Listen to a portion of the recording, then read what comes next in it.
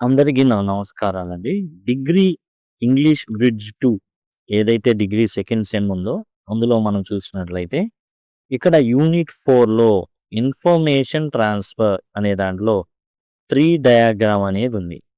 ఈ tree diagram అనేది అసలు ఎలా ఉంటుంది? ఏం చేయాలి? అనేది చూద్దాం. చూడండి, ట్రీ డయాగ్రామ్ ఇన్ఫర్మేషన్ ట్రాన్స్‌ఫర్‌లో ఇది ఒక పార్ట్ అన్నమాట, ట్రీ డయాగ్రామ్ అనేది. ఎందుకు దీనికి ట్రీ డయాగ్రామ్ అని వచ్చిందంటే, ఇది ఒక చూడ్డానికి శాఖలుగా ఉంటుంది. కొమ్మలుగా, శాఖలుగా అట్లా కనబడిద్దనమాట.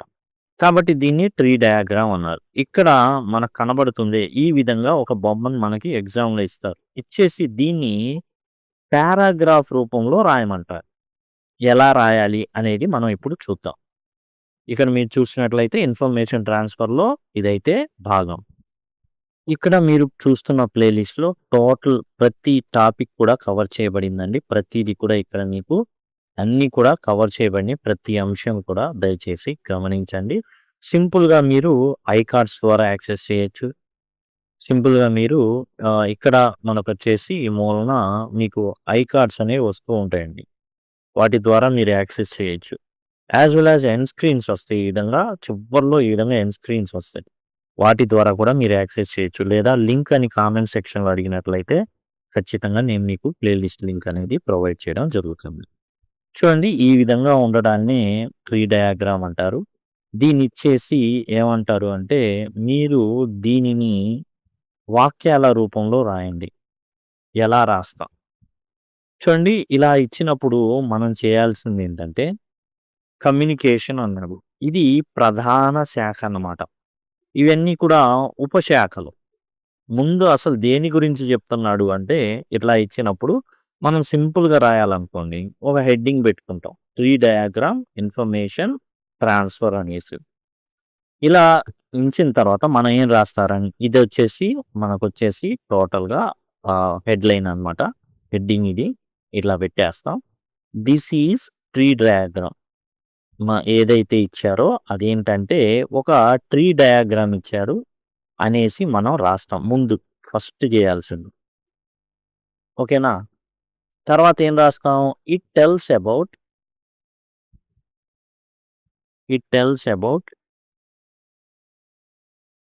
కమ్యూనికేషన్.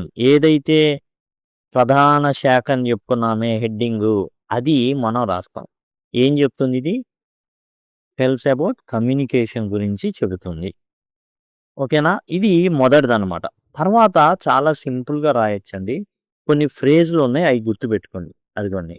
డివైడెడ్ ఇంటూ సింపుల్‌గా రాయాలి. నాకంతగా నేను మెదడు పెట్టి ఆలోచించలేను అనుకుంటే, డివైడెడ్ ఇంటూ అనేది గుర్తుపెట్టుకోండి. తర్వాత ఫర్దర్ డివైడెడ్ టు ఇంటూ అనేది గుర్తుపెట్టుకోండి. ఈ విధంగా. ఫస్ట్ ఇది వాడుకోండి చిన్నవాటికి, ఇది వాడుకోండి. లేదా ఇంకొంచెం ఫర్దర్‌గా వచ్చినప్పుడు సబ్ డివైడెడ్ ఇంటూ అనేది 2 అవుతుంది. ఫర్దర్ డివైడెడ్ ఇంటూ అనేది 3 అవుతుందనమాట. అయితే ఈ 2 గుర్తుపెట్టుకోండి. మిగతాదేందంటే పోష్‌గా ఉండడానికి.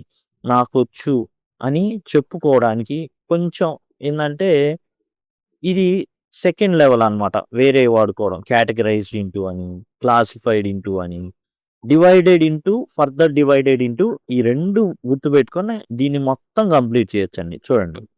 Communication is divided into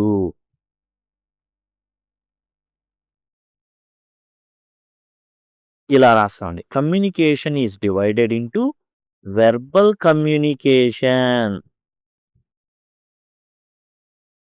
and non verbal communication. ఇక్కడ పట్టదు, అందుకని సి అని పెడతాను. ఎగ్జామ్‌లో మీరు అట్లా పెట్టమాకండి. Communication is divided into verbal communication and non verbal communication. ఇప్పుడు నెక్స్ట్ దిగుతుంది. Verbal communication is further divided into విభజింపబడింది అదండి.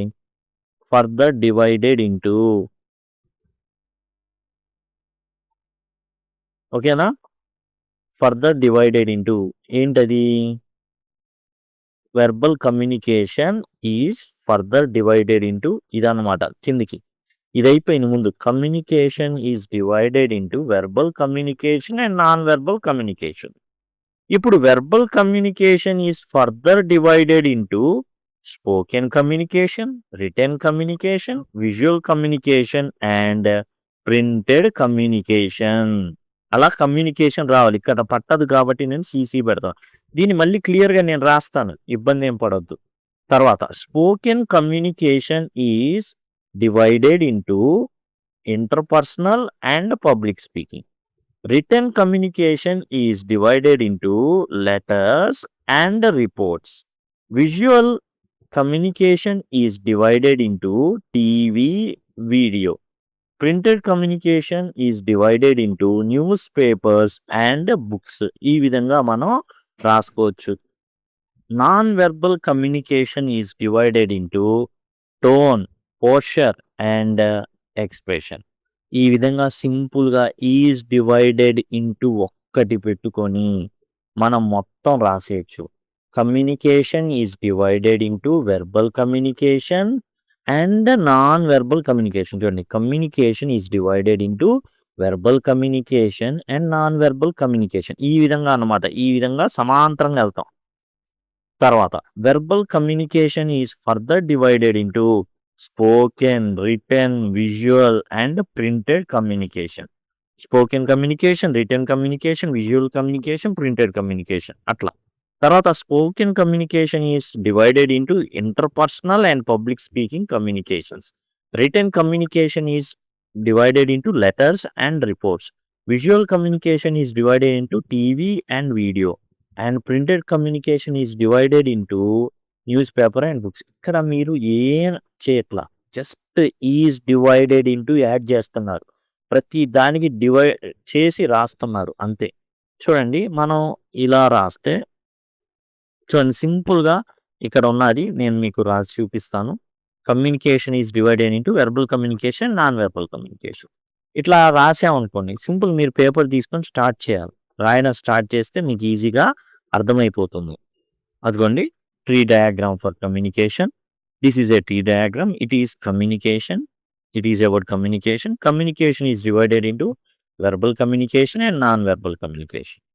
తర్వాత verbal communication. Verbal communication is further divided into spoken communication, written communication, visual communication and printed communication. C అంటే ఇక్కడ communication అన్నమాట.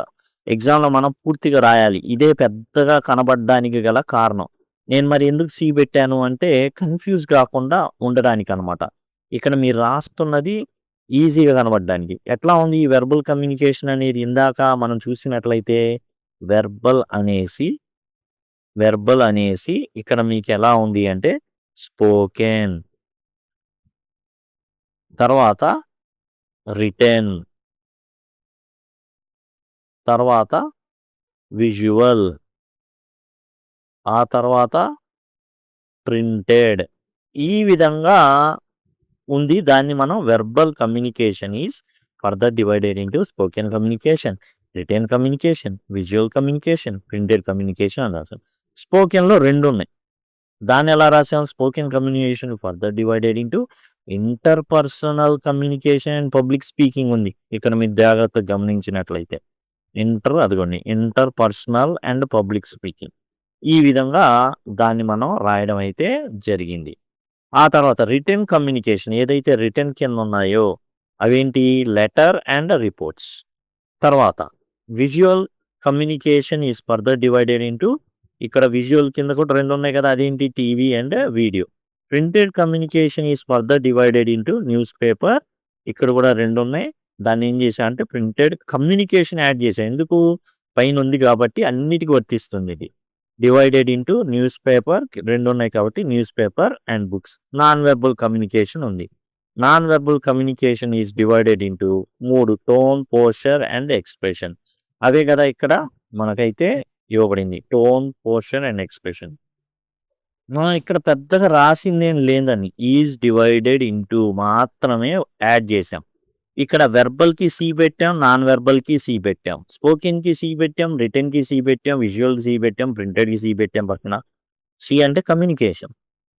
ఓకేనా? Spoken communication is divided into interpersonal and public speaking. అక్కడ ఉన్నదే is divided into 2 ఉంటే end పెట్టాం. చివరి దానికి 3 ఉంటే 4 ఉంటే చివరి దానికి ఎండ్ పెట్టుకోవడమే. 3 రాసి అండ్ రాసుకోవడమే నాలుగోది. 2 ఉంటే TV and video, news paper and books అట్లా అనమాట. మనం చేసిందల్లా ఏందంటే ఈ కమ్యూనికేషన్‌ని ప్రతిదానికి తోకలా అతికించాం. ఈస్ డివైడెడ్ ఇంటూనే రాసాం. Communication is divided into verbal and non verbal. Verbal is divided into spoken, written, visual and printed. And spoken is divided into inter and public speaking. And written communication is divided into letter and sports. Visual communication is divided into TV and video. Printed communication is divided into newspaper and books. Non-verbal communication is divided into tone, posture and expression. ఇంతే. మనం రాసిందల్లా ఏంటంటే communication అనే తోకని ఇక్కడున్న ప్రతి దానికి అంటించాం. మధ్యలో is divided into అనేది మనం ఉంచాం. అదొక్కటే మనం చేసింది. మిగతా అన్నీ కూడా ఏం లేదు. ఇంకా మీరు ఫర్దర్‌గా ఏమైనా రాయాలి అనుకుంటే మీ ఇష్టమైంది, మీకు అర్థమైంది చివర్లో మీరైతే రాయొచ్చు. ప్రెజెంట్ ఏ కమ్యూనికేషన్ బాగా ఉంది, ఏ కమ్యూనికేషన్ సరిగా లేదు. ఓకేనా? అలా ఇంటర్పర్సనల్ కమ్యూనికేషన్ అనేది ఫేస్ టు ఫేస్ లైవ్ తగ్గింది ఫోన్‌లొచ్చిన తర్వాత. పబ్లిక్ స్పీకింగ్ అనేది అంతగా ఎలా అయింది? డిజిటల్ అయిపోయింది. అంతా డిజిటల్ అయిపోయింది. ఓ చోట ఉండేసి ఏం చేస్తున్నారు? 3డీలో ఎక్కడ పడితే అక్కడ ప్రసంగాలు చేసేస్తున్నారు. డైరెక్ట్‌గా లైవ్ ఇంటరాక్షన్‌లు, లైవ్ ఫిజికల్ అటెండెన్స్ అనేది తగ్గిందనమాట. రిటెన్ కమ్యూనికేషన్‌లో లెటర్స్ పోయి ఈమెయిల్స్ వచ్చినియి. అట్లా మీరు ఏదైనా రాయొచ్చు ఇక ఫర్దర్‌గా.